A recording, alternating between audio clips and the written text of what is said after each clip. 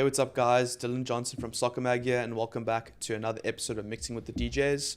I'm joined by my fellow resident DJ Dylan Jack, and we'll be doing a quick preview for match day 2 of the Champions League.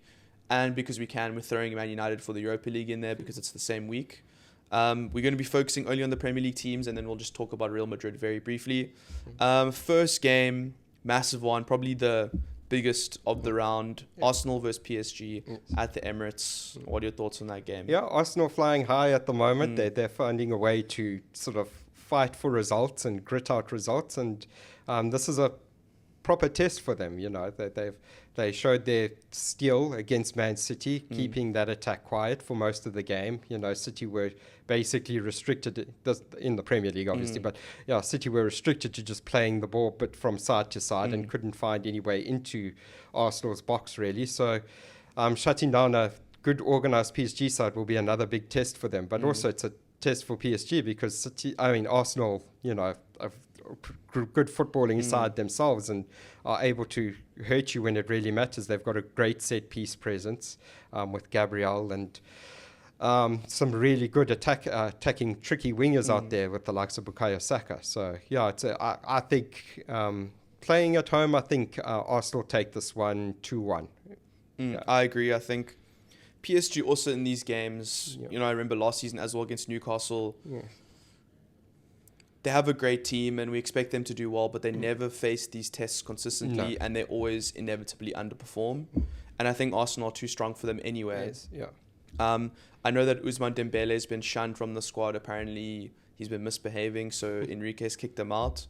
To be honest, though, I don't think he's been in great form. Doesn't really matter. I also agree. 2-1 Arsenal. I think set pieces, Arsenal are probably unmatched in Europe at the moment, defending and attacking. And I don't really see PSG having the firepower to beat Arsenal. I think maybe they'll score a goal, but they're not scoring more than one, in my opinion. No. After that, we're just going to say the score for this one because, you know, it's Man City versus Slava Bratislava, or if I'm not mistaken, something along those lines. 3-0. Yeah, I think, if City drop points here, then it's a proper crisis. Then we know that Rodri is the Then we key. know Rodri is the man, the literal, the thing holding the threads together for City. But no, this should be a comfortable win for City. Even though it's away from home. Honestly, even though it's away from home, it's tough. You know, 3-0 at least. A cold Tuesday night in Bratislava. Yes. The third game is Liverpool-Bologna, and it's at Anfield. I think Liverpool should be okay. I looked at Bologna's results. They've got 1 win out of 6 games so far. I think they're 13th in Serie A. Not the same team that we saw last season. I think the mass exodus of players and Mata was huge for them. And I think Liverpool have bounced back completely from Forest. I'm going to go for 3-1 Liverpool. I think if Liverpool can beat AC Milan 3-1 away from home, they can beat Bologna 3-1 at home. I'm not sure what your thoughts on that are. Yeah, pretty similar. Yeah, Liverpool should be favourites for this one. Playing at Anfield, comfortable win 3-0. Sweet. I'm glad you backed them more than me. Real Madrid versus Lille. Away from home, and I know Real Madrid's form hasn't actually been as good as we thought it probably would be with their superstar team, and I know Mbappe's injured, but realistically, Lille, they're probably capable of something, but I just think Real Madrid are too strong, and this is their competition. I'm going to go for 2-0. Yeah, I'm also with you there, 2-0 or 2-1, you know. Lille might have something in there to sneak a goal, but this is Real Madrid's competition. This is where they shine brightest. So, yeah, 2-1 to Madrid. Now, also the second biggest one, and a really interesting fixture, I guess, to judge the strength of the Premier League versus the Bundesliga. Aston Villa versus Bayern at Aston Villa. Yes. 2 or 3 years ago, if someone had said that to me in a sentence, I would have been like, the future. We're in the wrong timeline here. But Aston Villa versus Bayern Munich in the Champions League. Crazy times. Yes. No Harry Kane. Ankle injury over the weekend. I got it back behind though. I think I think we've seen recently the sort of foundation starting to shake a little bit with Villa. Coming off a 2-2 draw with Ipswich. You know, they've gone 1-0 down in a lot of games. If they do that against Bayern, we've seen how ruthless they can be. Was it 9-0 in the last round? Yeah, over 20 shots, you know. This is a Bayern team that if you show any kind of weakness, they will go for you and they'll go for the jugular. So I think Bayern take this. They should take this. I say a 3-1 to Bayern. Okay. Yeah. I'm going to go 2-1 just because I think Villa in Europe is a bit of a... I have no idea. There's no sample for me to work with. So I think I'll just give them a bit more of a boost because it's at home. Yeah. But I do expect Bayern to win with or without Harry Kane. So, yeah. And now, the small preview for the Europa League. We're not going to be talking about Spurs because they're playing a team. I'm sorry, I don't know how to pronounce their name. But Man United are playing Porto in Portugal. Yes. Man United supporter, what do you think? Yeah, Porto are favourites for this game.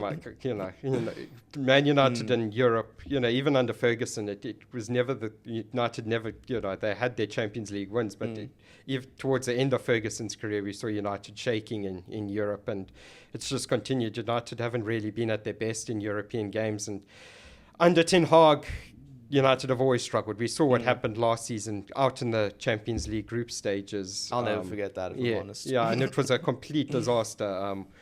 And it hasn't looked any better. That draw against Twente. United should have scored 3 goals before Twente came back in the second half. And it was just a complete mess from there. United don't have that defensive solidity to, I think, compete in Europe. And I think Porto have been in really, really good form. They're second in the Portuguese league. They have some good threats.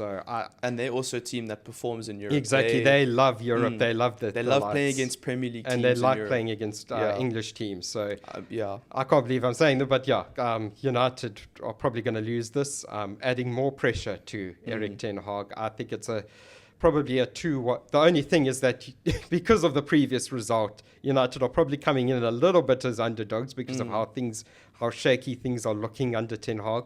But I still think there just isn't enough cohesiveness in this United side to go to a place like Porto, a very hostile ground to go to as a visiting team and get any sort of result out of that game. At best, it might be a draw, but I don't see that happening. I think Porto take this. I think they probably take it 2-1. Yeah. Okay. So I think I'm going to say United draw. Yeah. Because I'm just interested to see if United respond.